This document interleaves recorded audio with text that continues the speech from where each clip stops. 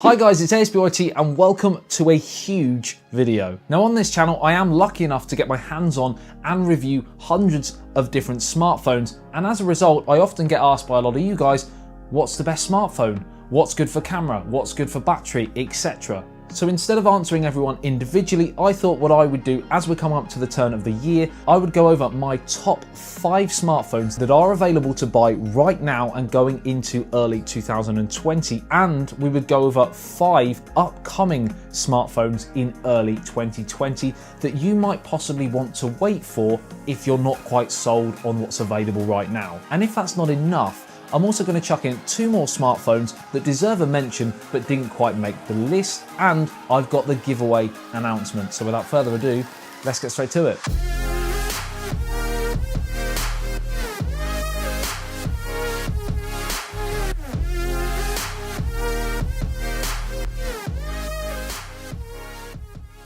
Right, now you may or may not have seen my video a couple of weeks ago on my top 7 smartphones that you might never have known existed. The underdog story, if you will, the non-flagships that didn't get the limelight they deserved, and I strongly recommend you watching that after this video if you're interested in that. But in today's video, it's all about the big hitters. They will range in price, but they all have a big reputation. So straight into it, the first phone on the list is the latest in a series which is often referred to as the pinnacle of the Android smartphone world.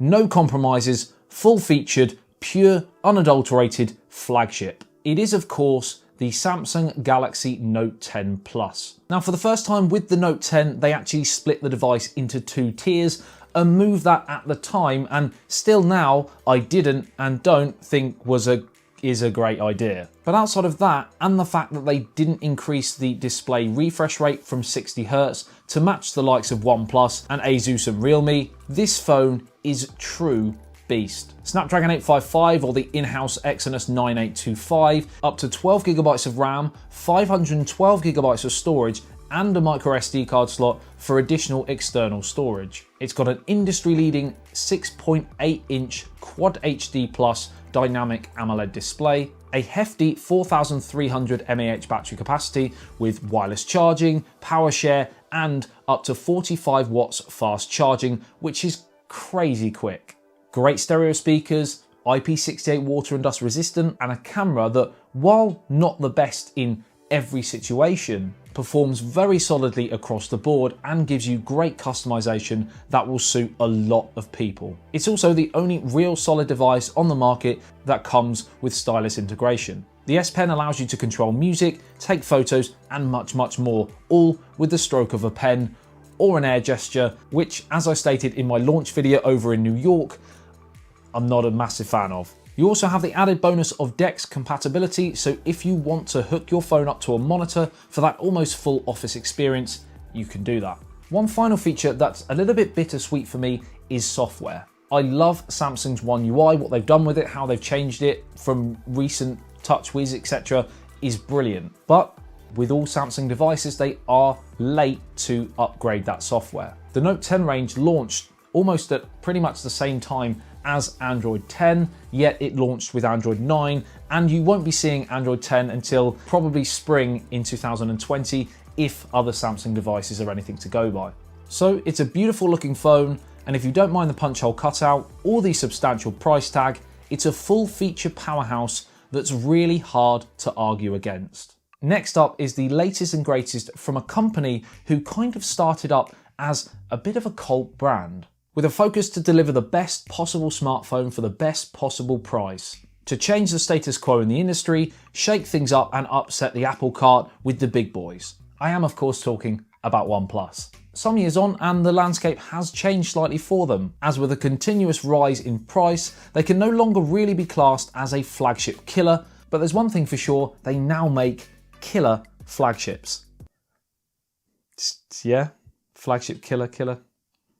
Yeah. So in this video, I am of course talking about the OnePlus 7T Pro, but it's the McLaren edition we've got here, which is the pinnacle.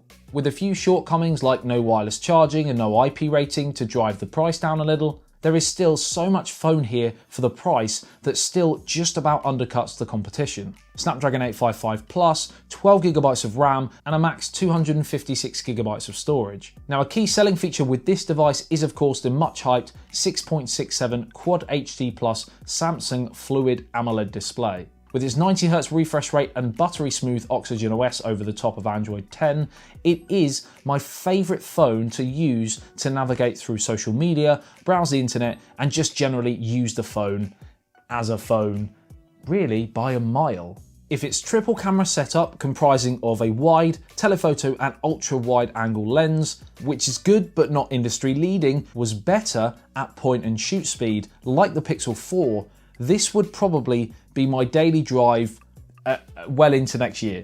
And with its max 4K at 60 frames a second capabilities, video again does the job for most people, but it can't really match what Apple have done with the iPhone range. The 70 Pro McLaren Edition is propped up by a 4085 mAh battery, with Warp Charge 30T providing a full day's use in about 30 minutes charge. And this combined with UFS 3.0 stereo speakers, it's a hell of a phone. Now from a company that provided flagship killers, we're going to go to the complete opposite. Apple, the traditional flagship provider. Great products for some people, not everybody, but everybody can agree that they price themselves right at the top end, rightly or wrongly. But the phone I'm actually talking about today is not, believe it or not, their latest flagship. It's not the iPhone 11 Pro or the 11 Pro Max, which I do use a lot alongside my Android contingent. The phone I'm talking about is the standard iPhone 11. And that's because starting from £729 in the UK, it's not cheap, but it's significantly cheaper than the Pro and the Pro Max with not a great deal of compromise. The only real camera sacrifice from the Pro model is the lack of a telephoto lens, but you still get the primary and the ultra wide angle, which I personally think is the two lenses that I would choose over a telephoto lens. Subjectively, it takes some of the best photos around and is particularly popular for great landscape shots with good HDR and its portrait shots and selfies. But objectively, the iPhone 11 range has the best video capture capabilities of any smartphone on the planet. 4K at 60 frames a second on both the rear and the front cameras is the highest available at the time of recording this video. And the audio quality is really excellent as well.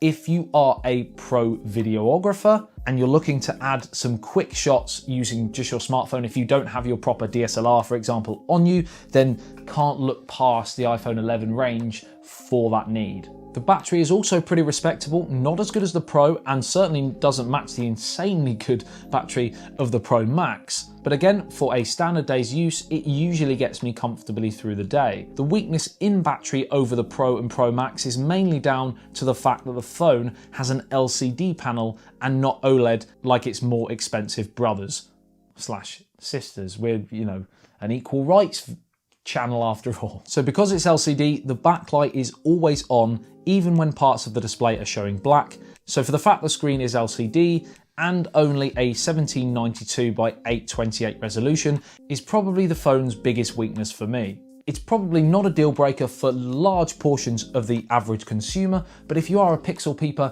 and display is incredibly important to you, then this is not for you. It's got 4GB of RAM, which may not seem a lot based on today's standards, but this combined with iOS 13 and Apple's A13 Bionic chip, the phone performs brilliantly well, and the benchmarks will be right at the top, even going quite a long way into 2020. Stereo speakers, IP68 water and dust resistant, wireless charging, round off a very competitive phone. And if you're one of these people that is heavily ingrained in the Apple ecosystem, you've got an iPad, you've got a MacBook, you've got AirPods, for example, then it is another selling point. Next up is a hugely controversial one. This is the Huawei Mate 30 Pro. In my opinion, this is one of the most striking phones this year and feels the nicest and most premium in the hand. Notch aside, which has a purpose, housing a 3D facial recognition system, this is one sexy phone. With its beautiful waterfall edges, the immersion levels here are off the chart.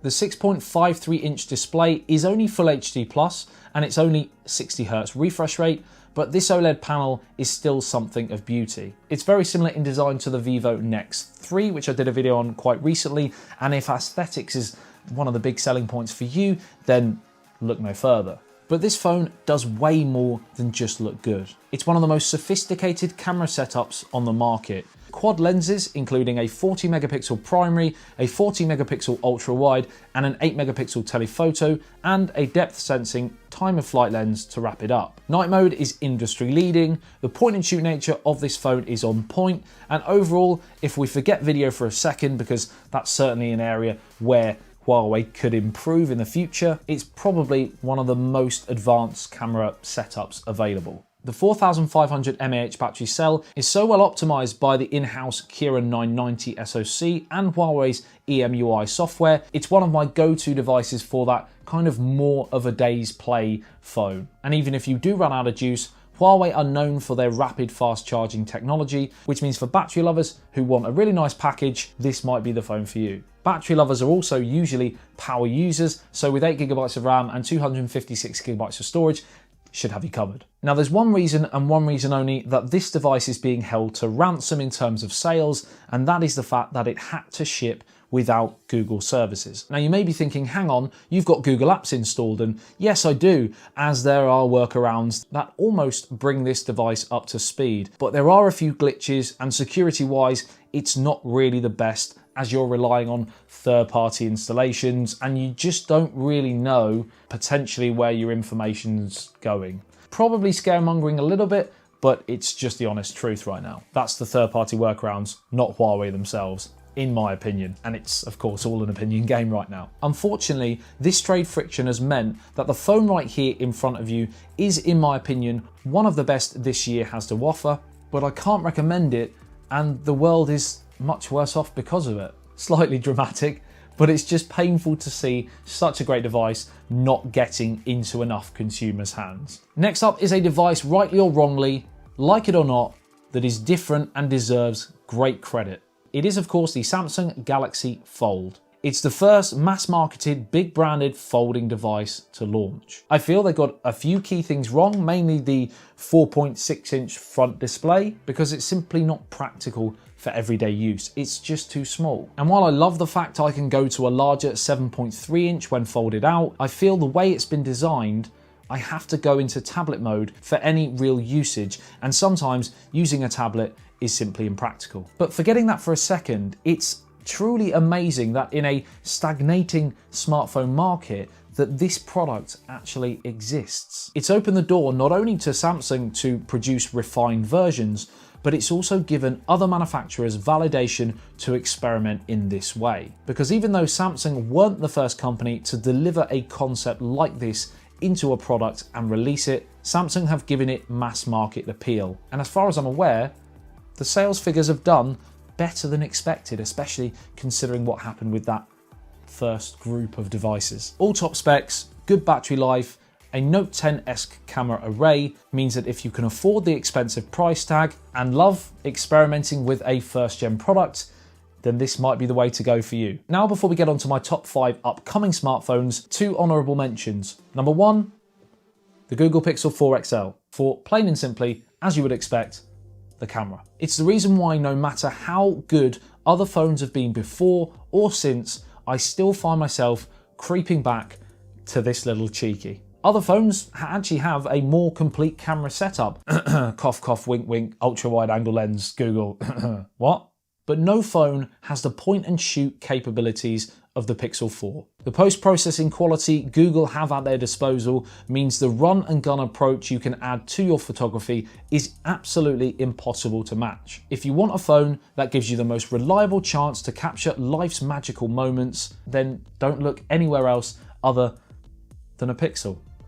Seriously, Google, on your next device, all you have to do is create a phone that has this camera, add an ultra-wide angle lens, give it a battery which matches other flagships that are around in 2020, and just fix up that design and bring it into 2020 just a tiny bit, and your sales will literally go through the roof. It's so frustrating watching Pixel launches. The potential is so big and it just hasn't happened. The second honourable mention goes to the Realme X2 Pro. In the short time I've had hands-on with it, and knowing the specs it offers means the product you get for the price is absolutely insane. Snapdragon 855 Plus, 12GB of RAM, 90Hz AMOLED display, quad camera, 4000 mAh battery, 50 watts fast charging, all for around $300 to $400.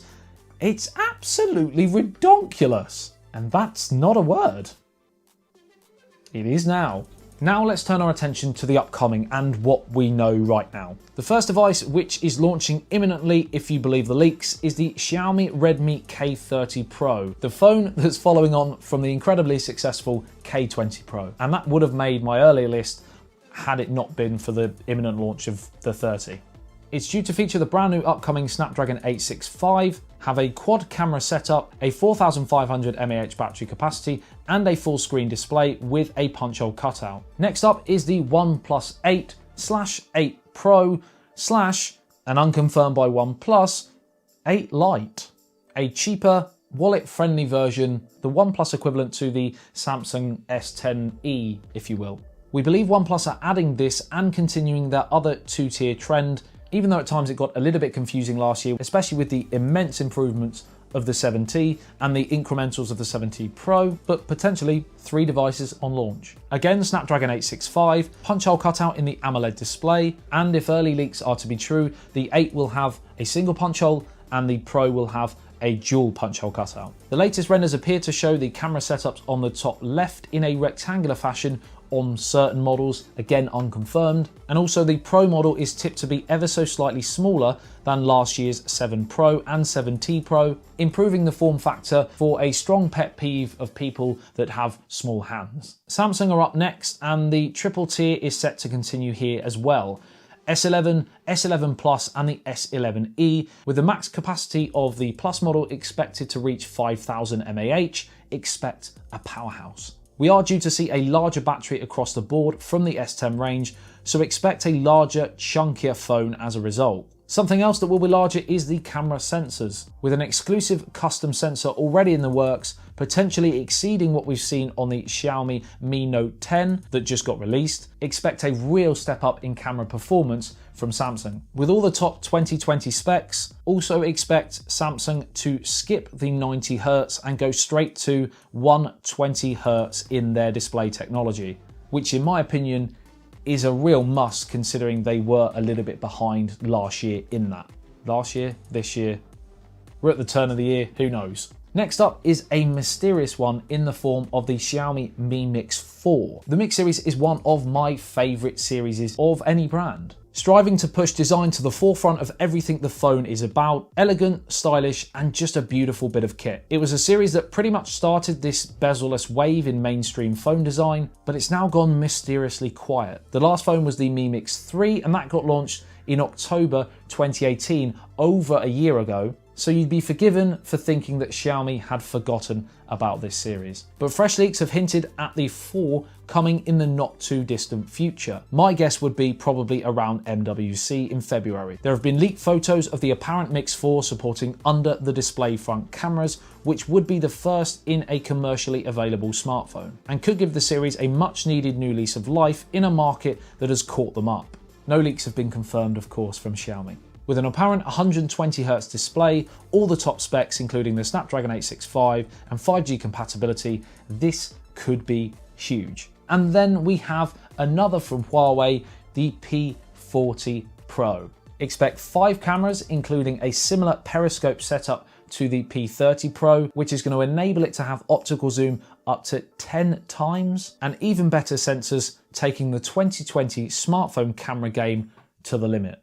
Wow, that was a juicy video, and I hope you did enjoy it. Let me know in the comment section below what you think about all of the phones you've heard today, ones that are available, ones that are coming. What are you most excited about, and what phone do you have and which phone do you want? As always, I'd love to hear your thoughts, and get chatting away collectively in the comments as well. I love hearing all your discussions about which phone is better than what. Is it an iPhone? Is it Huawei or Samsung or OnePlus or whatever? Xiaomi.